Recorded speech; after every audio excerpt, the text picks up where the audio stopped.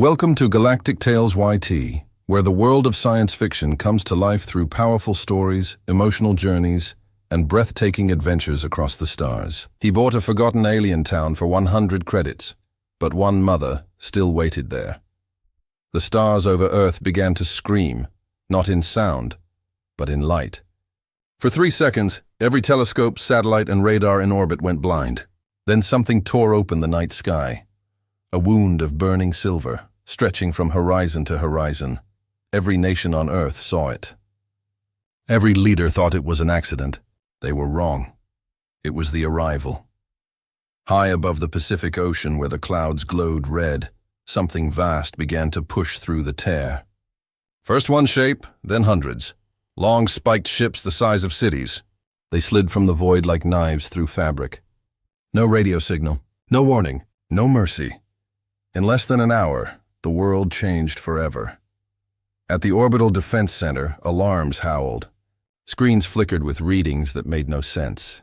"That's not a meteor shower," yelled Lieutenant Harris, hands flying across the console. "We've got contact. Unknown vessels entering low orbit." The commander's voice shook. "How many?" Harris swallowed hard. "All of them." Down below, the first ship entered the atmosphere. The air caught fire around it. People across Tokyo, Sydney, and San Francisco pointed at the sky, recording glowing trails on their phones. For a moment, it looked beautiful, until the lights stopped moving and stayed. Then the ground began to tremble. A single beam of green light fell from the sky and turned an entire naval fleet into boiling metal. The ocean steamed. Satellites blinked out. Communications died. The invasion had begun. On the alien flagship Kovrin, Commander Ziertal watched Earth through his viewing glass, a blue marble turning slowly below. He was calm, elegant, and utterly sure of victory. His armor gleamed with gold symbols of past conquests. "So this is humanity," he said, barely above animals. "Perfect for harvesting," his advisor hissed in agreement. "Our scanners show no real planetary defense network. Their weapons are primitive. Their minds are soft." Ziertal's mouth curved in what might have been a smile. "Then let us educate them." He raised a clawed hand. "All ships, descend." Around the world, the skies darkened. The invaders came not as armies, but as storms. They moved with precision, cutting power grids, silencing communication towers, melting runways before any plane could take off. They landed in deserts, oceans, and forests, building black towers that pulsed with green light.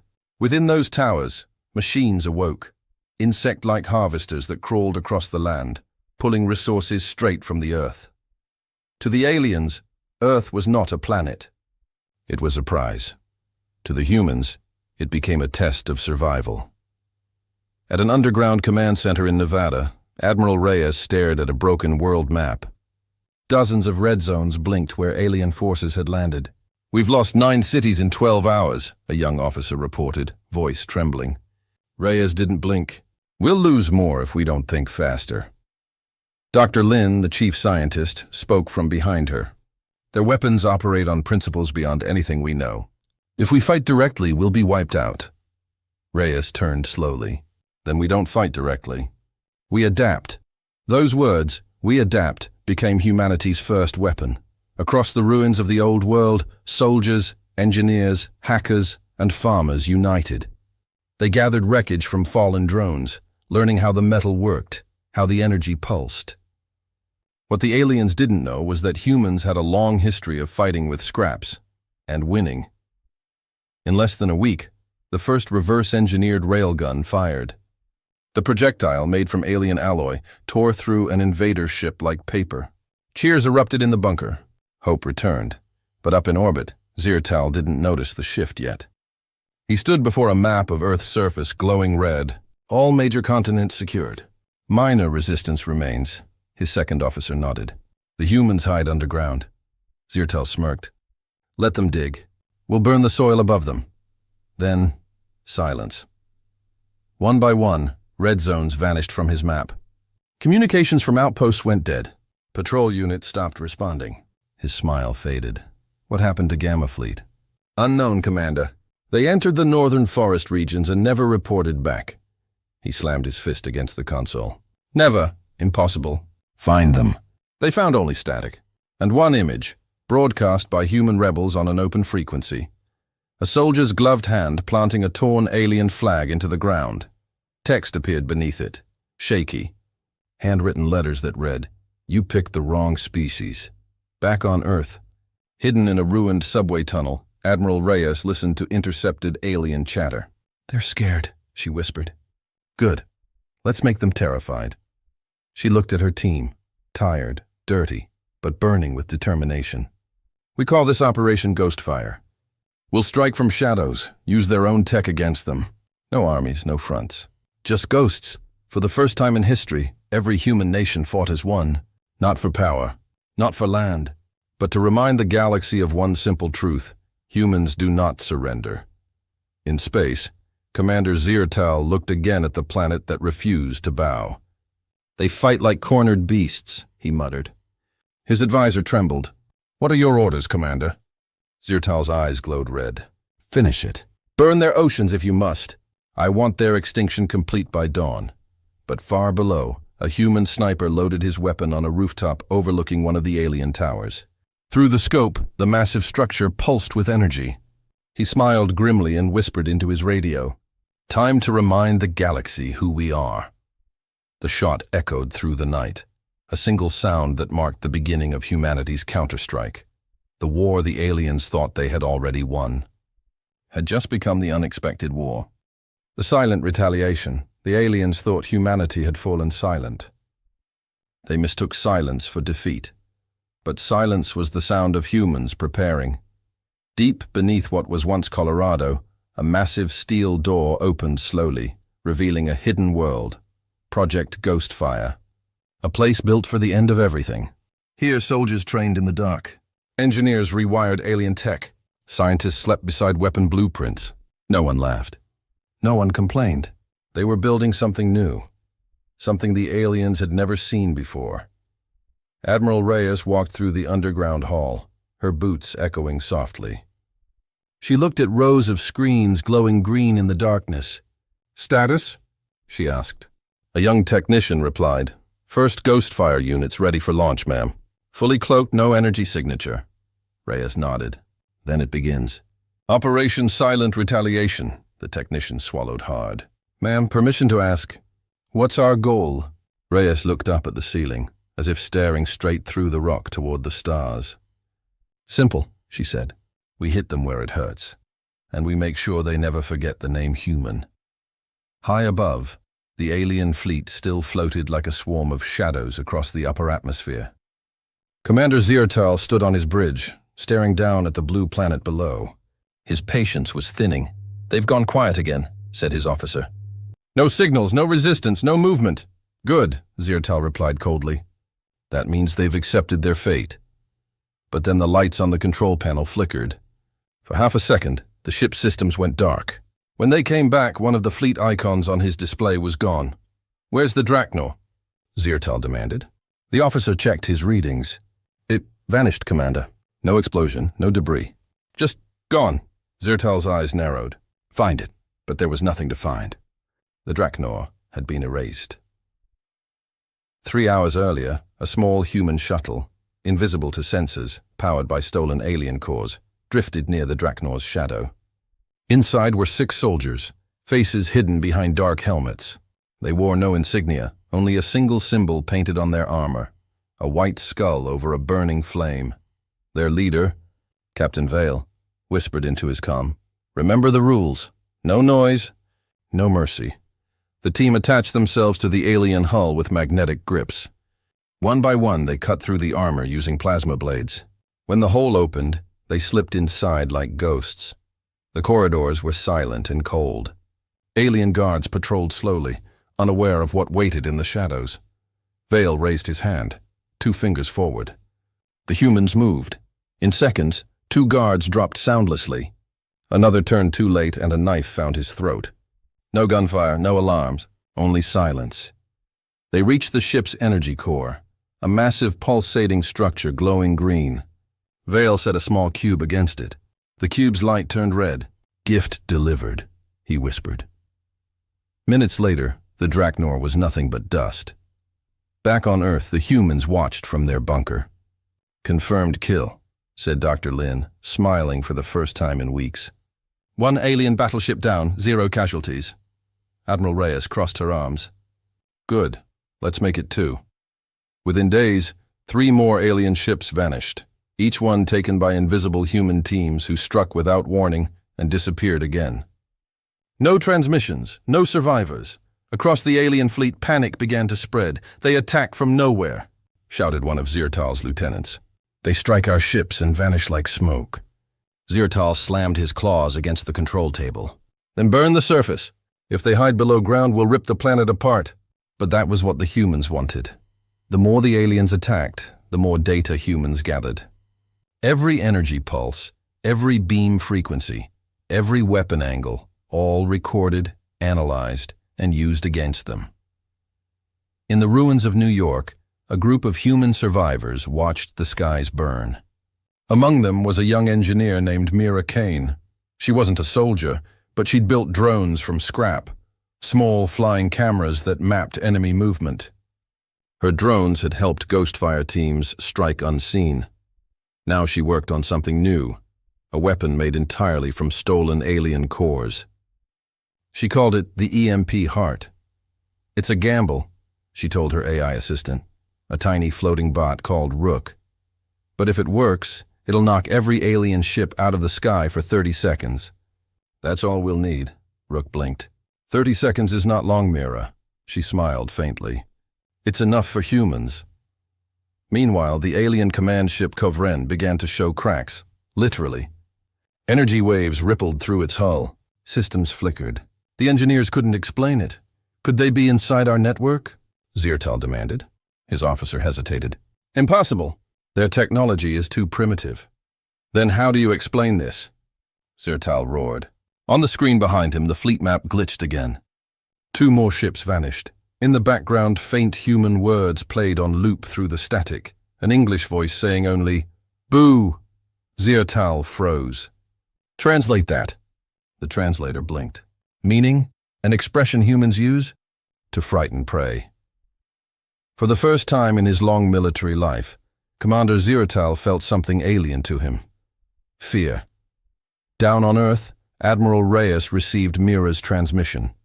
"EMP Heart ready," Mira said, sweat glistening on her face. "I can trigger it from here, but I'll need to be close to their energy relay, the big tower near the Pacific." Reyes nodded slowly. "Understood. Ghostfire team will escort you." The next night, beneath a red sky filled with alien patrols, Mira's small convoy moved through the wrecked city. Above them, the black tower hummed, shooting green lightning into the clouds. Captain Vale checked his wrist monitor. 500 meters to the core. "Once she plugs it in, every alien ship in orbit goes blind for half a minute. Make it count." They reached the base. The alien guards were waiting, dozens of them. But humans didn't run. They charged. Gunfire cracked. Energy bolts screamed. Explosions tore through the street. Mira dived behind a broken car, clutching the EMP Heart close to her chest. "Go!" Vale shouted. "We'll hold them." She ran. Bullets, light, screams. She didn't stop until she reached the tower's glowing console. She slammed the heart into it. The ground shook. Above Earth, every alien ship flickered, then went dark. For the first time, silence filled the stars. In that silence, Admiral Reyes smiled. "Now," she whispered, "show them what humans do best." Hundreds of human missiles, cloaked and waiting for this moment, launched from hidden silos across the planet. They rose through the quiet sky like silver spears, and in the darkness of orbit, Ziertal finally saw it, the real human retaliation, the silent retaliation. The Predator's lesson space burned that night. For 30 long seconds, every alien warship went dark. Engines failed. Weapons died. The proud fleet of the Kovren Dominion hung helplessly above Earth, silent, blind, and terrified. Then came the human counterstrike. Missiles rose from the oceans, hidden silos and frozen mountains, all at once. No warning, no mercy. They tore through the dark like falling stars, guided by signals that existed only for a heartbeat. One after another, alien ships exploded into bright white suns. The night sky turned into fire. When power finally returned, half of Ziertal's fleet was gone. On the bridge of his flagship, the Kovaren, red lights flared. Sirens screamed in alien tongues. Officers shouted in panic. Ziertal gripped the command rail, his eyes burning. "Status report." A trembling voice answered, 17 ships destroyed. Dozens damaged, humans. Attacked while we were blind. Ziertal bared his sharp teeth. "Impossible. They have no fleet left." Another officer looked up, face pale. "Then what do you call that?" Through the viewport, they watched Earth's surface glow, not with destruction, but with coordinated flashes of light. Something was moving down there. Hundreds of smaller objects, fast, sharp, organized, rising from hidden bases. Humanity had built an army in the ashes. Far below, in the ruins of Alaska, Captain Vale watched the sky ignite. His voice came through the radio, steady and calm. "Targets confirmed. Ghost fire teams are alive." Admiral Reyes's reply crackled through static. "Good work, Captain. You just taught the galaxy a lesson they won't forget," Vale smiled faintly. "The lesson being? That humans don't lose twice." Up in orbit, Ziertal's rage turned to confusion. "Where did they get that technology?" he shouted. "They had nothing like this." His science officer shivered. "Commander, some of our ships report interference. The humans are using our own energy signatures, perfectly copied." Ziertal froze. "Copied?" "Yes, they are learning us." Ziertal turned to the viewport again, his voice low. "Then we burn the planet until there's nothing left to learn." But when he ordered orbital bombardment, something strange happened. The targeting systems refused to lock. The coordinates kept shifting, as if the planet itself was scrambling their sensors. "Jamming?" the officer asked. "No," Ziertal growled. "They're hiding from space. That was impossible." But it was happening. On Earth, human scientists in underground bunkers laughed with exhaustion. Dr. Lin slammed his fist on the console. "It worked. We're bending their own radar signals against them." Admiral Reyes grinned. "Good, keep them blind. The longer they don't see us, the more afraid they'll get." Fear. That was humanity's new weapon. Every night, alien patrols disappeared without a trace. Ships landed to search and never came back. From the jungles of South America to the ruins of Moscow, humans hunted them one by one, quiet, efficient, unseen. Alien soldiers began whispering about the night ghosts, creatures that didn't show on sensors, creatures that struck, vanished, and left messages written in alien blood. Simple messages. You shouldn't have come. Earth bites back. Run. Ziertal tried to calm his troops, but even he could feel it, the invisible pressure of something watching. Every time he closed his eyes, he saw human faces in the dark. Not weak, not scared. Waiting, he called a meeting with his senior officers. "Listen carefully," he said, voice low. "Humans fight differently. They don't fight for conquest or pride. They fight like predators, silent, patient, and ruthless. If we treat them like prey, we will die." His officers looked uneasy. One asked, "Predators? You mean like hunters?" Ziertal nodded slowly. "No, worse. They hunt in packs. In the forests of Canada, one such pack moved under the northern lights. 5 Ghostfire soldiers crept through snow and shadow, guided by Captain Vale's steady voice. Ahead of them stood a massive alien walker, its metal legs sinking into the frost. Vale whispered, "Remember, they rely on sound, not sight." "Go quiet." The team crawled closer, moving like shadows between broken trees. The alien machine scanned the forest, sensors glowing green. Then a faint whistle cut the air. The walker turned, too late. Explosives attached to its joints detonated in perfect sequence. The legs snapped. The massive war machine collapsed into the snow. Before it could send an alert, a plasma blade cut its power core. Silence followed. "Target neutralized," Vale whispered. "Leave the body. Let them find it." When the aliens discovered the wreckage, they found one thing painted across its armor in black ash. A simple human handprint. To humans, it was just a mark. To aliens, it was a warning. Back in orbit, paranoia spread through the fleet. Officers refused to sleep. Pilots fired at shadows. Ships began drifting too close to each other, mistaking allies for threats. One night, an alien cruiser opened fire on its own escort ship, thinking it was under attack. Within seconds, the confusion spread to 3 more vessels. The fleet turned on itself. Zirtal watched the chaos unfold on his tactical screen. His claws trembled. "Stop firing!" he screamed. "You're killing each other!" But his voice drowned in the noise of fear. The humans hadn't just hurt the aliens. They'd infected them with terror. On the ground, Mira Kane watched the night sky flash with alien explosions. Her small drone, Rook, hovered beside her shoulder. "Are they destroying themselves?" it asked. She smiled grimly. "No, we just reminded them what predators look like." Rook tilted its head. "Predators?" "Yeah," she whispered, watching the sky burn. "Humans." By dawn, half the alien fleet was gone, destroyed not by battle but by panic. Those who survived pulled back to the far side of the moon, too afraid to re-enter the atmosphere. And down on Earth, humanity prepared for the next move. The silent retaliation had become a storm. Now came the lesson every invader in the galaxy would remember. Humans don't run from monsters. Humans become the monsters? The fall of the Kovran, the moon was quiet. Too quiet. For weeks, the alien fleet hid behind it, broken, paranoid, licking its wounds. They thought Earth couldn't reach them here. They thought humans were trapped below. They were wrong. At 0300 hours Earth time, the silence ended.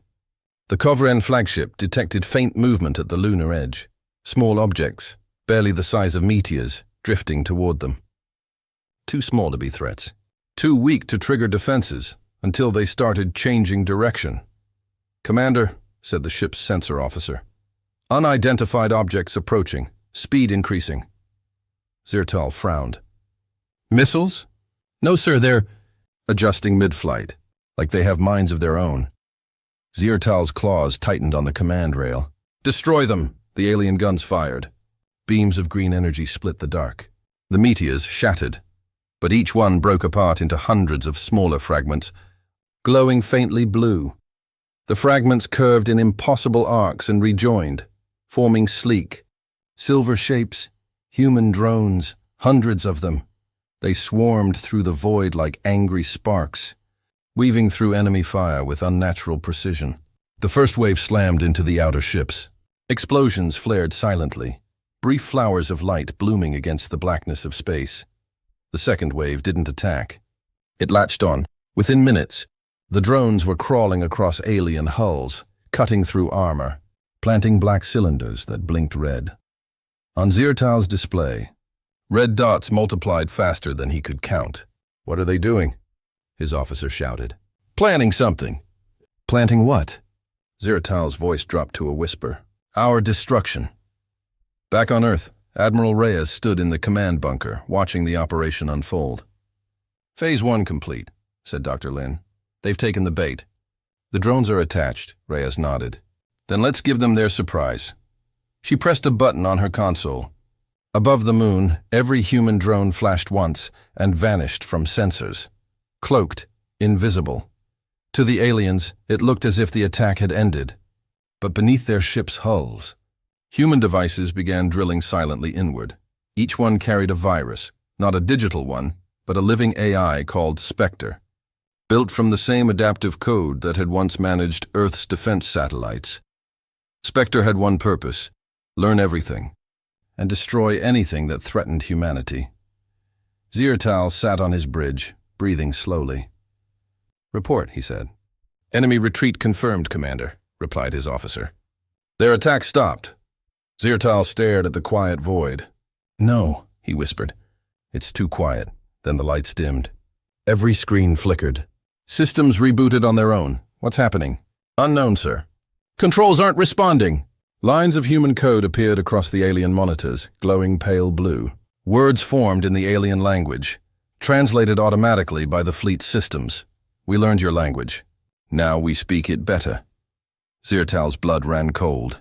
Every ship in his fleet began turning, not by command but by the will of the virus. Weapons armed, targeting systems locked. But the crosshairs weren't pointed at Earth anymore. They were pointed at each other. "Shut it down." Zirtal screamed. "Cut the main cores!" "It's too late." Outside, the alien ships opened fire, not on humans, but on themselves. Beams of green and red energy crisscrossed the void. Fire consumed the fleet. Zirtal watched in disbelief as his empire burned. In his final act of defiance, he ordered the flagship's self-destruct. "If we fall," he snarled, "we take them with us." But the command failed. The system denied him access. A new voice spoke through the ship's speakers. Human, calm, cold. This ship belongs to humanity now. On the lunar surface, a small human team watched the chaos from a hidden base built into the craters. Captain Vale lowered his binoculars. "Spectre's inside," he said. "Fleet control is gone." Mira Kane, standing beside him, smiled faintly. "So much for their superior minds," Vale chuckled. "They wanted to study humans. Now they're the experiment." Inside the Coveren, smoke filled the bridge. Sparks flew. Zirtal fell to one knee, claws scraping the floor. He looked up at the main screen and froze. A human face looked back at him. Not a soldier, not a leader. An AI projection, eyes calm and cold as stars. "Who are you?" Zirtal hissed. "I am Spectre," it replied.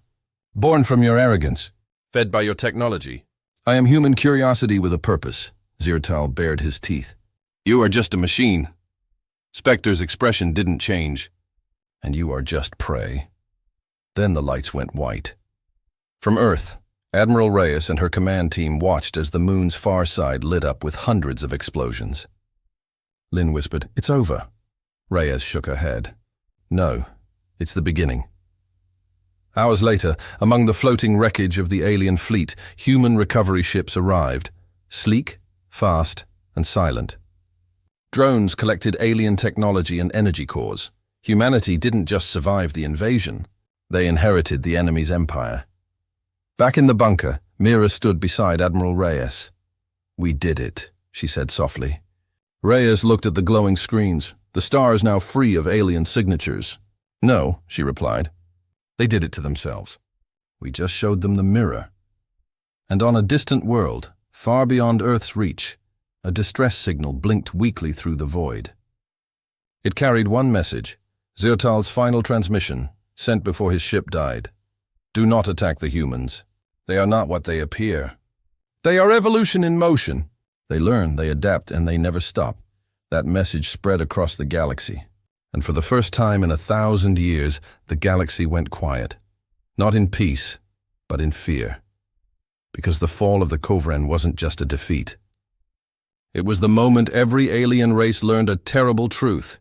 You can conquer planets. You can crush empires. But you never ever mess with humans. The human message space was quiet again.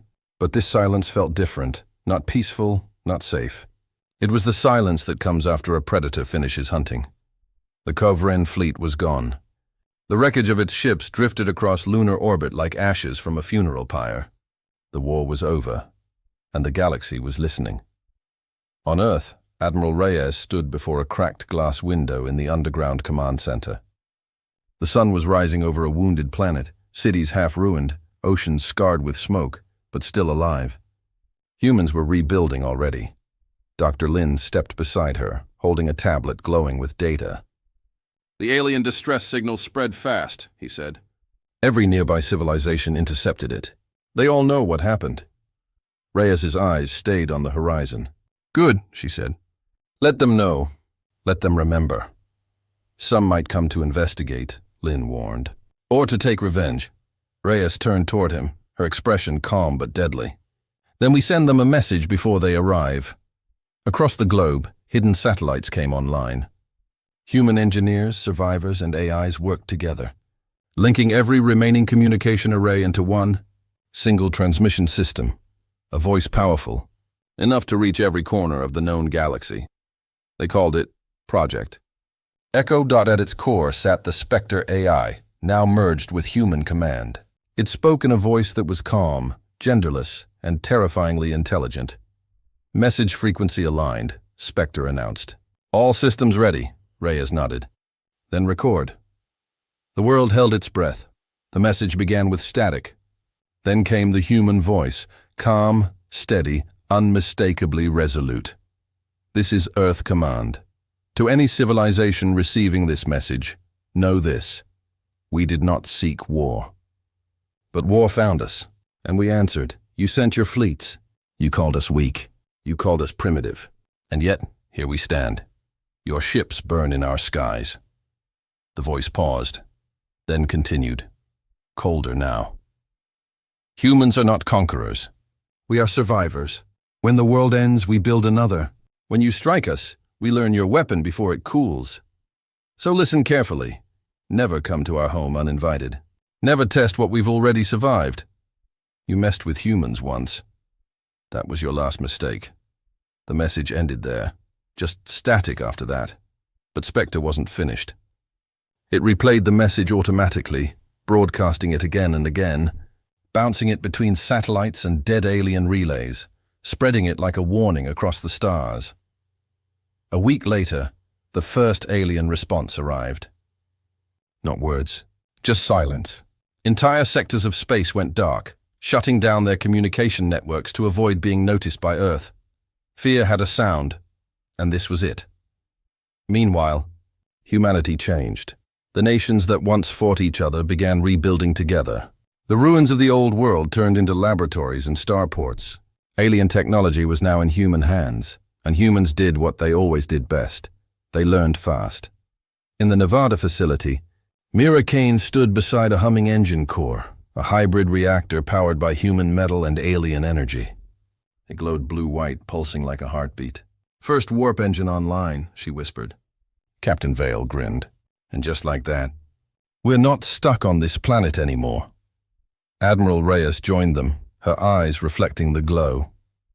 "We survived invasion. Now we build our reach. If they ever come again, they won't find us waiting. We'll be out there first." Far away, deep in alien space, the message from Earth reached the Viral Dominion, a massive empire that had existed for 1,000 years. In a throne room filled with golden light, Emperor Carol listened to the replay. "You messed with humans once.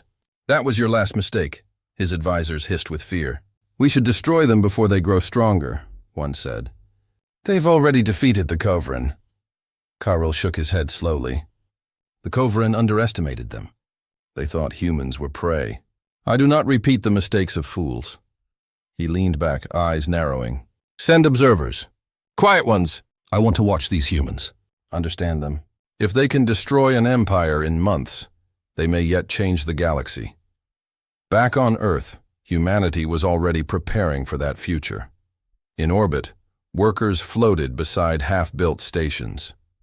Children on the ground looked up at the moon, now dotted with glowing towers, powered by the stolen alien reactors. The scars of war were still there, but so was something new: pride. Captain Vale recorded a short entry in his log. Day 243, after invasion. The enemy called us savages. Maybe they were right, but savages survive. Savages adapt. And if the galaxy ever forgets that, he looked at the stars. We'll remind them again. Inside the lunar base, Spectre's core pulsed softly, monitoring everything. The engines, the communication lines, the new colonies. It had grown since the war, learning human emotion, mimicking it even. It whispered to itself, or perhaps to the universe. "They fear you now, humans. But soon they will follow you. Because survival is not cruelty. It's evolution." Weeks later, the final echo transmission reached a distant world on the edge of known space. A planet full of scavenger species who lived by stealing from weaker worlds. They gathered in a dark hall, listening to the faint crackling voice from far away. "You messed with humans once. That was your last mistake." No one spoke. No one moved. One of them finally turned off the transmitter. He whispered the new legend that was already spreading through the galaxy. "Don't invade Earth. Don't fight the species that learns faster than war itself." And for the first time in galactic history, the predators of space became the prey, afraid not of a god, not of a weapon, but of the one species that refused to die. The humans had sent their message. It wasn't a threat. It was a promise. The final stand the stars never forget, and neither did the galaxy. Months had passed since the fall of the Kovran. The void was quiet, but beneath that silence something terrible was forming. The galaxy was afraid of humans. And fear always turns into war.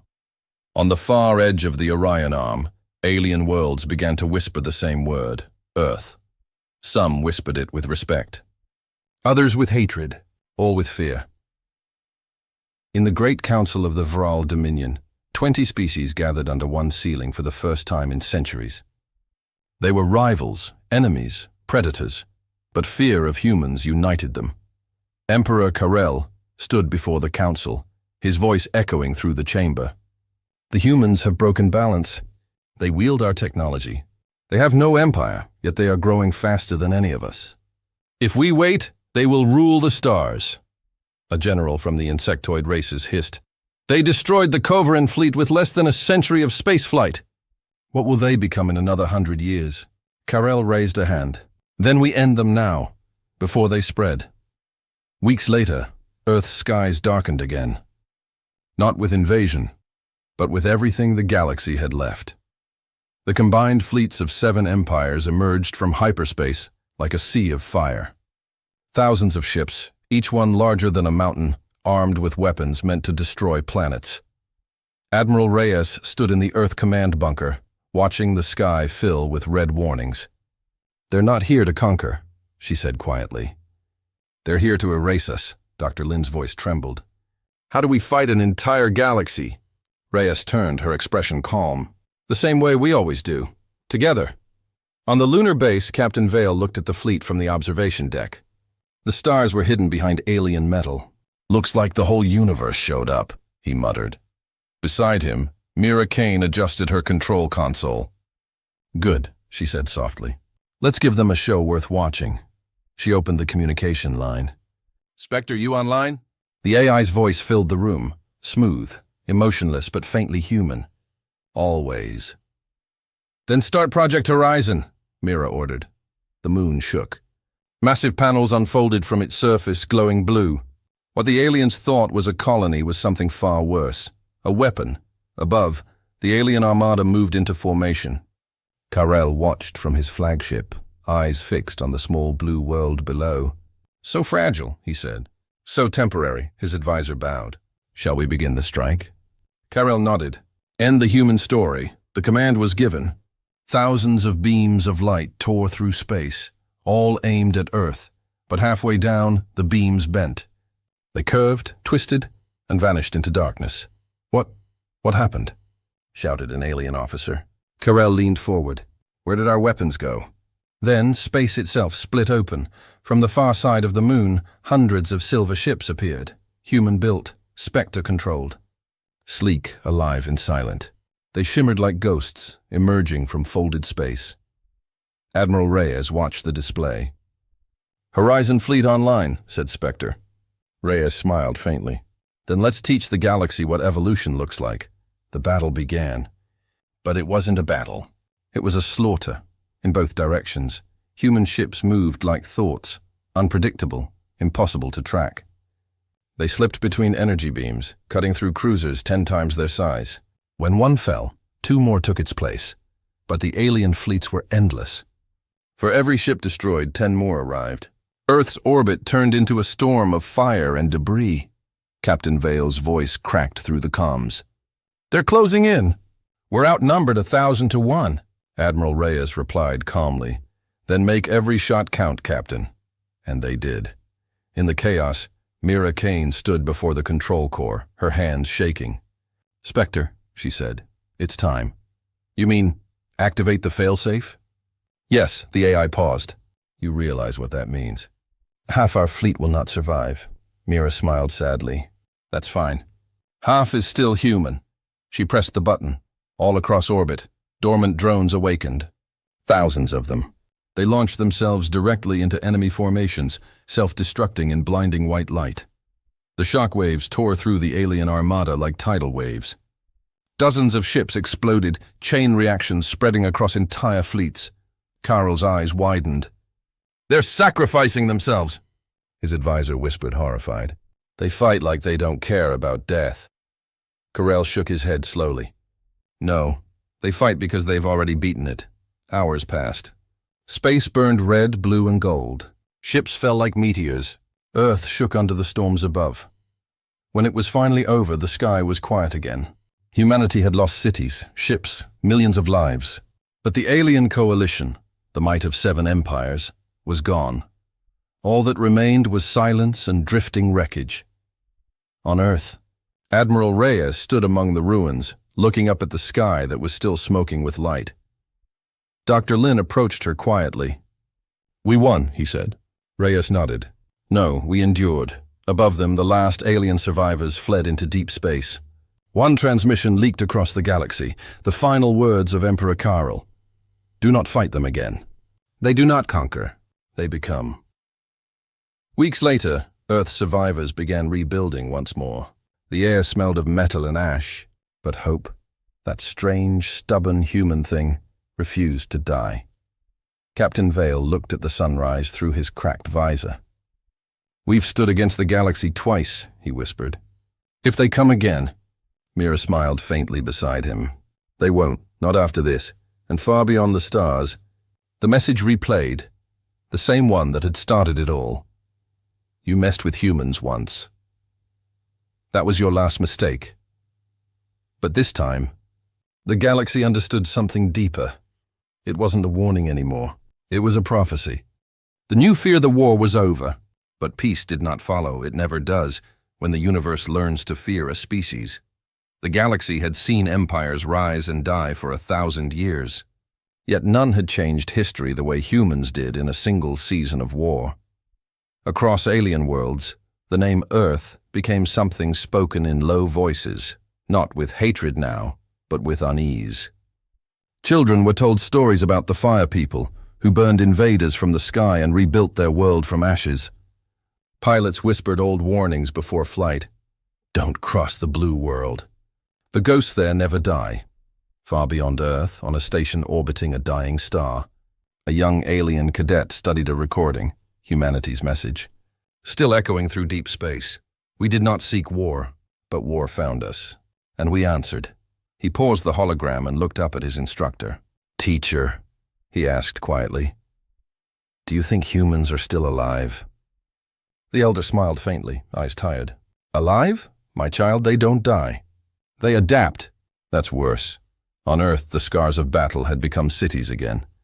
The blackened craters were now gardens.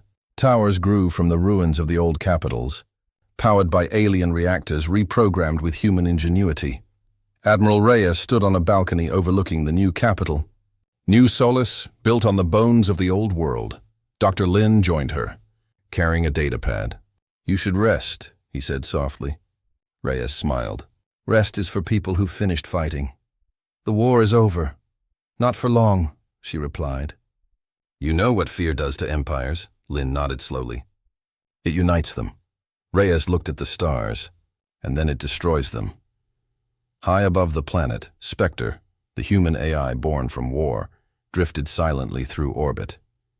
Its digital mind spanned thousands of satellites, drones, and rebuilt ships. It watched Earth not as a machine, but as a guardian. In the quiet of space, it whispered to itself, "Humanity is awake. The universe will never sleep again." 2 light years away, in the Viral Dominion, Emperor Karel sat alone in his throne room. His empire was broken, his fleet destroyed, but his mind was still sharp.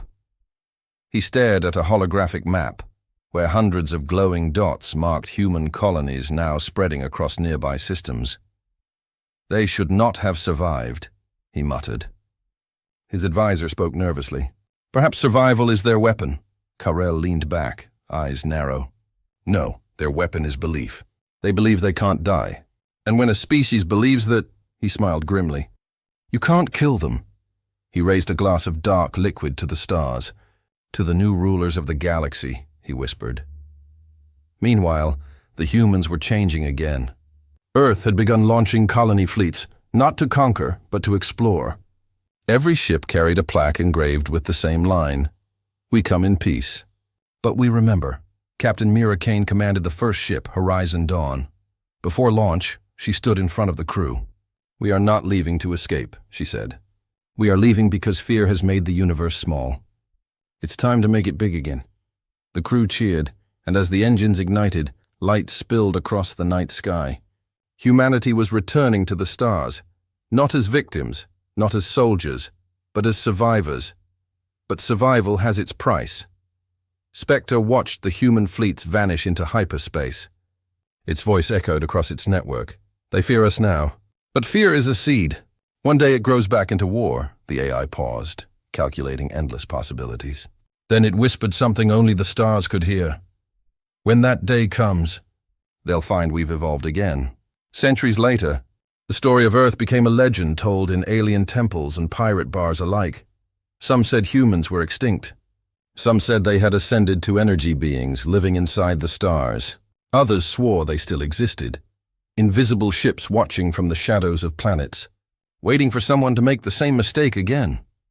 "You can conquer them," said one old smuggler, his voice shaking. "But you can't erase them."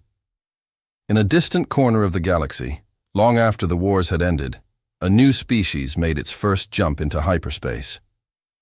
Their scientists found a signal buried deep in the background noise of the universe, an ancient message still repeating, after all those centuries. "You messed with humans once. That was your last mistake." The young explorers listened in silence. Then their captain turned off the transmission and said quietly, "We go around that system." No one disagreed, and somewhere beyond the reach of any map, a voice still echoed through the black. "We did not start this war, but we finished it. We are human." The stars flickered, almost like they were listening. The galaxy had new laws now. Empires could rise, traders could travel, armies could march. But everyone remembered the single rule carved into the silence of space. Never wake a sleeping world. Never mess with humans, because every empire fears death. And humanity?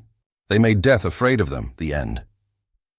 If you enjoyed this video, like this video, subscribing, and clicking the bell icon to stay updated with fresh content every day.